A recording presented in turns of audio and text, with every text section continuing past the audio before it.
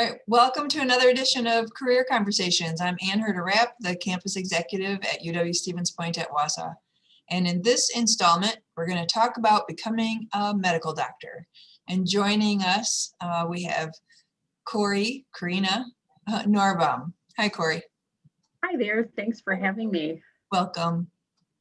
So I'm going to go ahead and ask Corey if you could tell us a little bit about yourself and your current position, and then we can, as we talk a little bit further, we can talk about how you got to where you are now. Sure. So, as Ann said, I'm Corina Norrbom, and I am a family physician. I'm from Eland, Wisconsin originally, which is about 30 miles east of Wausau, and I got my start at UW-MC, now UW-Stevens Point at Wausau. So right now I currently do a couple of things. I still do some clinical work with Aspirus in their walk-in clinic, but I also teach at the Medical College of Wisconsin, Central Wisconsin, right here in Wausau. And I'm Health Policy Fellow with the Wisconsin Institute for Public Policy and Service. But I do have a background in clinical medicine in the sense that I had worked in Antigo for 12 years doing C-sections to geriatrics and everything in between, and also worked as a rural GP in New Zealand. That is varied. You know, I just, when you said that about Medical College of Wisconsin, Corey, I don't know if everybody knows that we have the Medical College in Wausau. Could you just say a little bit about that? Sure. So the Medical College of Wisconsin is an institution that's been around for, I know that it's over 100 years down in Milwaukee. But back in 2016, the regional campus, Medical College of Wisconsin, Central Wisconsin, opened here in Wausau. And it is a regional campus, but we function independent in a sense that the students do have some overlap with some of their basic science courses, but we also do all of the clinical teaching up here in Central Wisconsin, here in Wausau and in surrounding communities. So the mission of the school was really to look at shortages of physicians in rural areas in Wisconsin. And so the thought being that if we train people to be physicians from, like this area, from rural areas, there are more connections that would lead them to be practicing eventually in this area. So we really do seek to find students that are interested in going into medicine from Wisconsin, particularly this part of Wisconsin, to become our future physicians here. That's great. Awesome. And it's in a beautifully remodeled space over by Aspirus, right? Yep, it's in one of the old Liberty Mutual buildings. So great. Well, so let's start. The first question is, when and how did you discover your purpose? How did you become interested in this career choice? So I was actually, okay, I'll tell you kind of a funny story. So in 8th grade, we had to do a project where we had to choose a career and shadow somebody in that career. So I shadowed a local veterinarian, a country vet, because I, for the life of me, wanted to be a veterinarian because I loved science, I loved animals.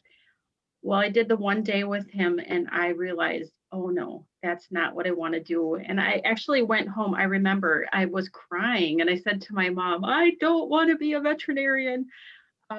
And so she looked at me literally and said, well, then why don't you be a people doctor? And I had not really thought about that. And so between 8th and 9th grade, it really started to kind of percolate in terms of what my interests were. And I would say by the time I was in high school, I really had it in my head that this is what I want to do.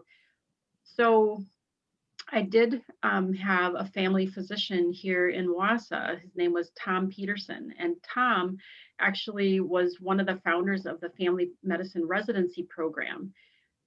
And so when I thought of medicine, I thought of Tom and I thought about family medicine. And so it really was an influence on me going to when, going to undergrad and medical school, my picture of a physician was a family physician. And so, and it stuck. And that's what I went into, was family medicine, and particularly in like a rural area. So could you tell us a little bit about that path to this career? What did you do to prepare? Sure. So, basically, I mean, I was first generation in terms of going to college, and so it was the vast unknown. And again, I got to thank my mother, because like, literally she had never been to college, and she said, well, so and so told me that there's a really nice college in Marathon Park. And and so met Mr. Runkle, and basically my start was at UWMC, and basically I encountered professors that really took an interest in each and every student, and basically it was really easy to get to know people that were experts in their fields. And so I transferred to Marquette University for my third and fourth year to finish up my bachelor's degree. But when I actually applied to medical school, my letters were predominantly from UWMC, because I knew them and they knew me. And basically, when I applied to medical school, so after you get your bachelor's degree, or in that process, you apply to medical school, which is like a graduate education.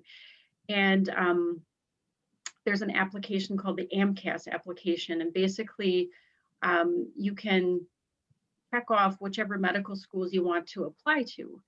And one of the medical schools that I applied to was Washington University in St. Louis. And basically, they invited me to apply for a full tuition scholarship.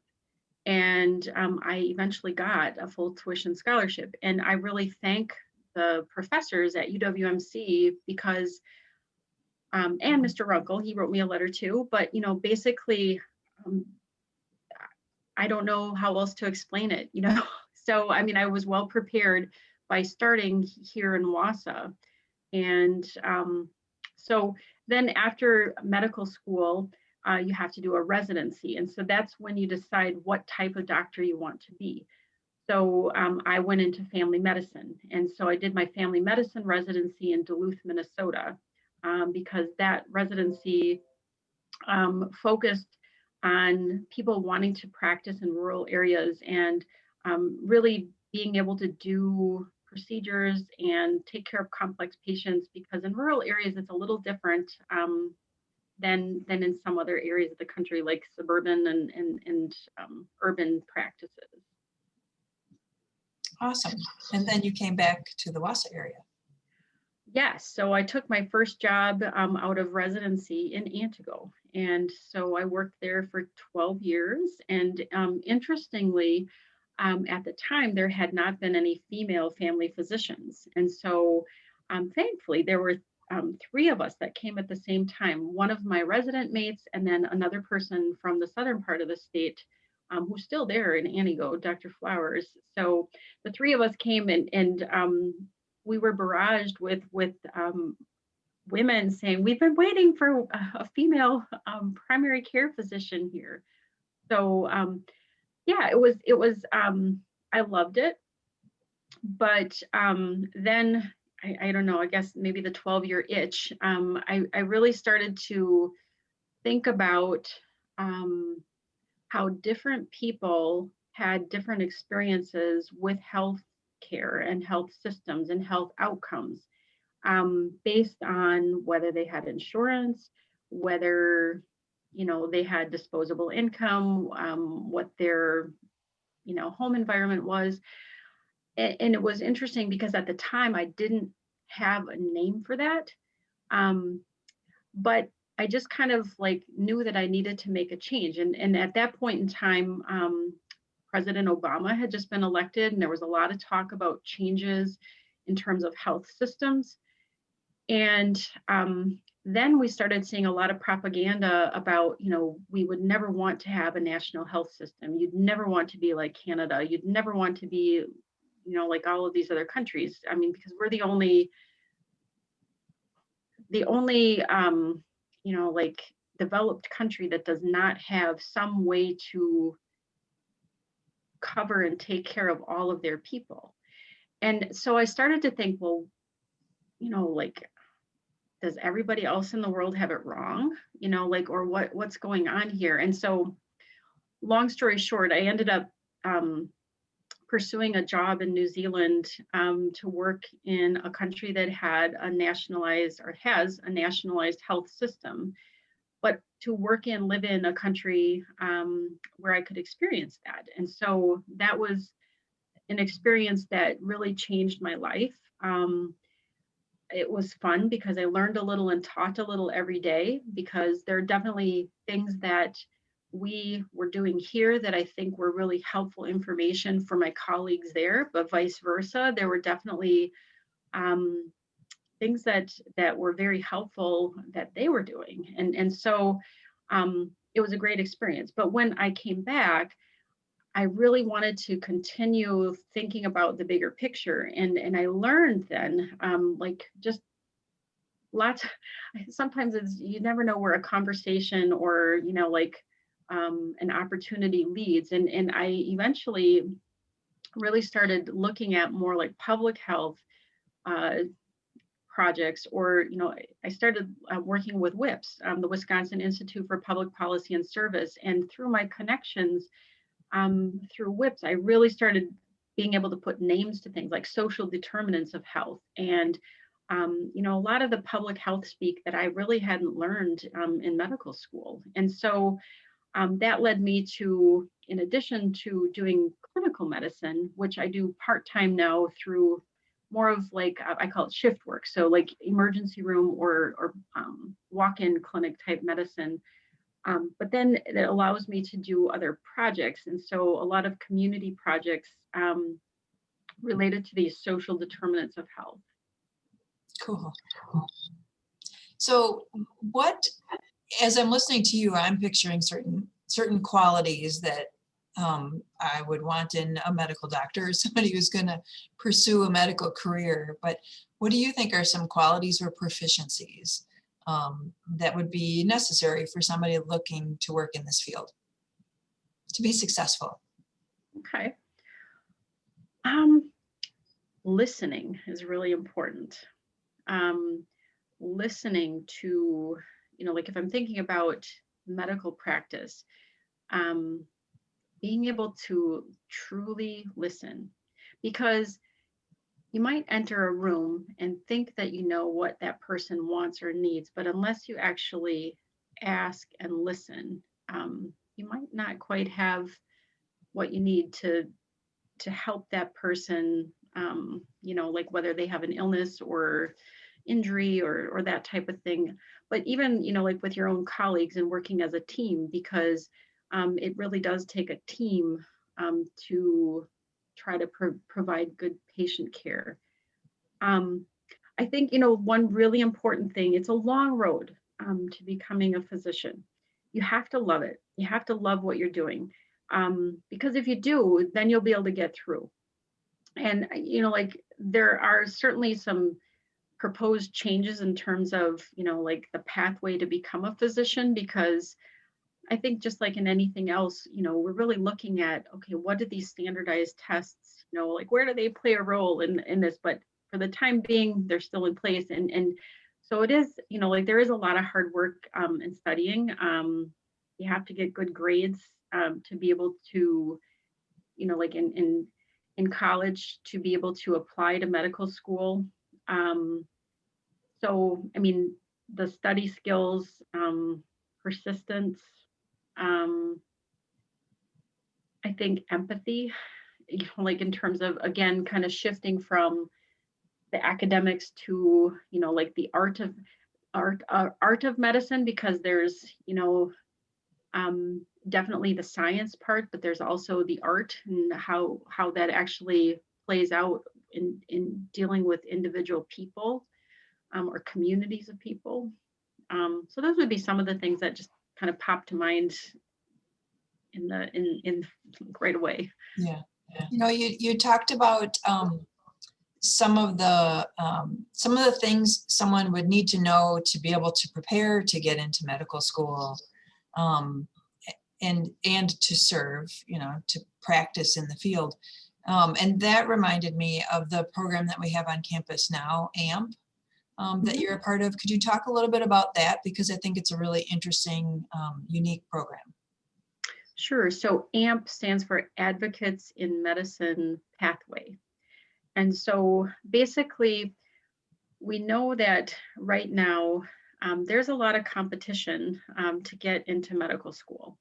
You know, for instance, at Medical College of Wisconsin, like the overall system, there are 10,000 applicants for roughly 250 slots. So, you know, like, how do you differentiate yourself, or how do you compete in that? And particularly for students that come from underrepresented backgrounds. So the AMP program focuses on Hmong students and rural students, because here in central Wisconsin, we're thinking about how can we serve our communities in terms of physicians that will understand the population that they're working with. And so students that are entering into undergraduate studies, we would really love to encourage them to come to UW-Stevens Point at WASA to embark in this program, because basically it will involve a 1-credit course that will delve into a topic area like engaging in the community. This year it happens to be opiates and recovery and addiction. What does that look like in the community and in medical practice?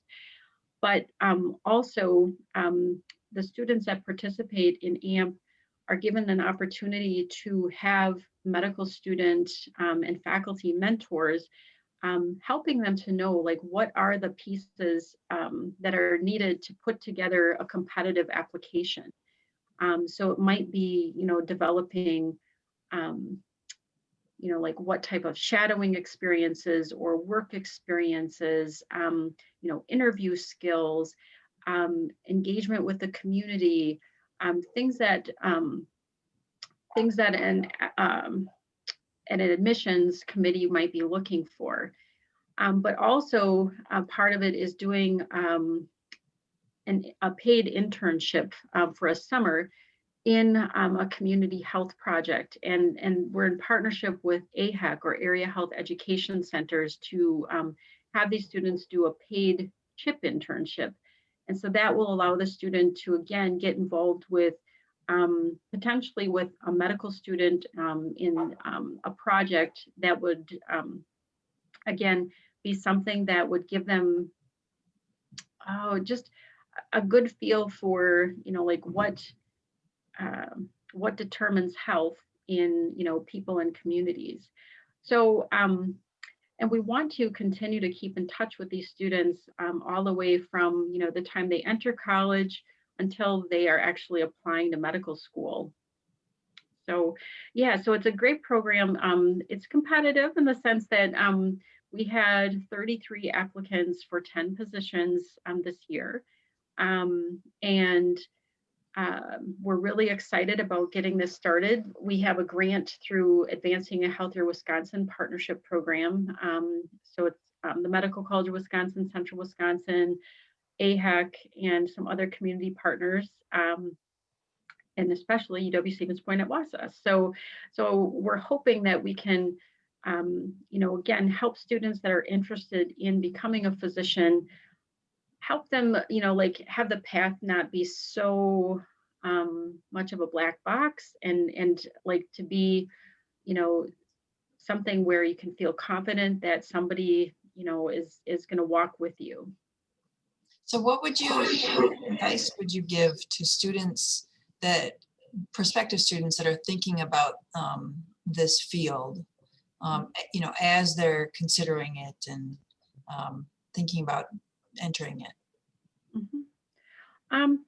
I think whatever, I mean, of course, you have to work hard in school.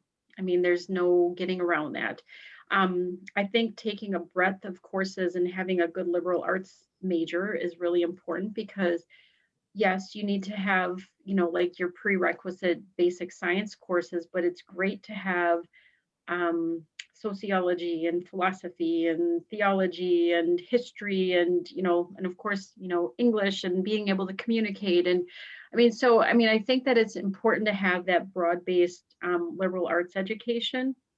Um, as far as, like other things to be doing, if you are, like working in terms of, putting yourself through school, um, like choosing experiences that give you an insight into what you might be getting into. So perhaps a CNA or certified nursing assistant, there are opportunities that CNAs have to work in hospitals or nursing home settings. Some people choose to do like an EMS system job as far as like an EMT or, getting some experience through public health or, so I think like choosing some experiences that help you learn more about the fields can be helpful, but also help you earn money towards school. And I think, one other thing too is thinking about trying to be smart about the costs. And, like one thing that UW-Stevens Point at WASA is um, probably one of the most cost efficient ways to start getting your undergraduate degree. So, keeping that in mind so that you don't have that burden hanging over you, particularly if you decide that maybe you want to take a gap year. Some people, go right from undergraduate to medical school, but other people decide to take some time and again work and gather their thoughts and get their applications together, have some amazing experiences that really can be helpful, like in your future career. Good. So what's one thing that you wish someone would have told you early in your career explorations? Is there any bit of advice? Um, you know, it's hard to know, I think sometimes, and I'm sure people probably advise, like trying to keep a balance is important, but like when you're in the thick of things, it's sometimes really hard to know how to do that. But I think somehow finding, like what like what keeps you going, like what fills your cup. I think that can be really important, wherever you are, like in terms of like whether you're in college or in med school or beyond, thinking about, like what and who, like who helps you, like in terms of um, just kind of being a little bit of a guiding light. I think having like family or friend support, having a mentor can be really important. Somebody to remind you, okay, you can do this.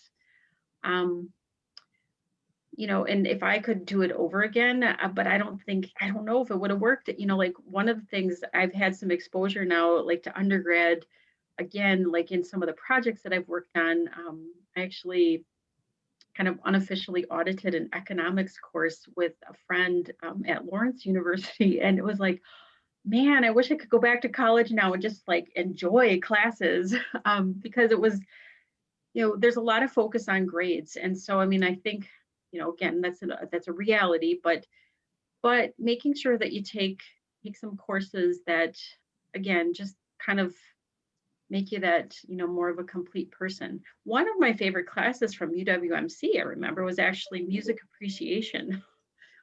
And, like it was a great course. And, like, so it's, just keep in mind that humanity piece. I think that that's really important. Good. Is there anything else that you want to tell us about your career path and how you discovered your purpose? No, I think I told you. Like, you probably got more details than you even wanted. So No, it's all good. So the last question I always ask people, if you could have a conversation with your younger self, just even in general, not necessarily about career choice. If you could have a conversation with your younger self, what would you go back in time to tell her? Oh, um, yeah, it's funny because like now when I think about like when I've heard, like studies saying, like brain maturity like doesn't happen till age like 24, 25. And at the time, even like when I was 16, 17, 18, I mean, I thought that I knew it all. And so I might just say, like you've got a lot to learn. Um, but um, yeah, I mean, I think it would just be, just that. And I don't think at the time I thought about it as far as like that lifelong learner thing. Just keep that in mind that you're always learning. And I think that that's an important lesson for all of us to just, like know that this is something that's lifelong. Mhm. Because your career is going to take you on different trajectories too, especially if you're open. Yep. Yep. Yep. And I think that that's it's funny because early on I was very laser focused in terms of, okay, high school, got to do well, pick undergrad, do well so you get med school. And, like I kind of had my path planned out. But then, like the New Zealand thing happened. And ever since then, I've been flying by the seat of my pants, which, it's very different. But I think that there's roles for both. So I think that you have to have some plans, but also be open to the fact that there may be opportunities that come up that, might be something that takes you in a direction that can be beautiful. Mhm. That's a perfect way to conclude, I think. So thank you, Corey, for sharing your experience with us. For the viewers, I'll just add that we appreciate their suggestions for careers to focus on. So if they want to send them our way, we have an email address, career.conversations@uwsp.edu. Well, thanks for joining us, Corey. I appreciate it so much. Well, thanks and Happy New Year. Oh, thanks, you too.